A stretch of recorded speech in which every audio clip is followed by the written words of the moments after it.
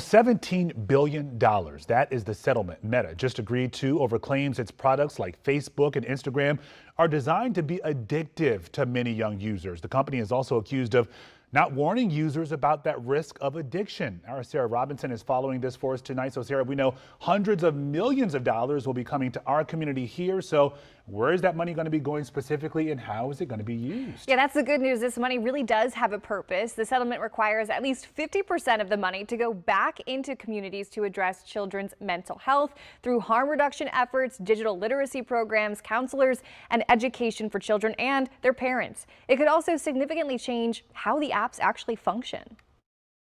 Meta for years was intentionally exploiting kids, all for purposes of generating profits from its advertising revenue, and it was lying to the public about it. Meta agreed Wednesday to pay up to $17 billion and add stronger child safety measures to Facebook and Instagram. The settlement ends a case years in the making, as attorneys general across the country attempted to hold the social media giant accountable for features they say were designed to capture and keep children's attention. They put their profits over our children's mental health and well-being.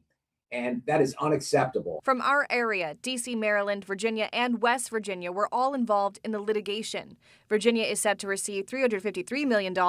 Maryland could get up to $327 million, West Virginia $114 million, and D.C. Attorney General Brian Schwab says the district is set to receive more than $90 million. This settlement requirement requires at least 50% of these monies and potentially much more to come back into the community to help children, to address mental health issues, both in terms of harm reduction and education for children and their parents. The settlement would also require changes to key features on the apps, including stronger age controls, time limits, only a combined 2 hours a day allowed, nighttime and school hour push notification restrictions, feed and algorithm controls, and limits on comparison features. Like these cosmetic surgery filters that push unrealistic beauty standards. Virginia Attorney General Jay Jones says the settlement is a major win for American families. We were going up against a juggernaut, one of the biggest tech companies on the planet, and we were able to hold them to account.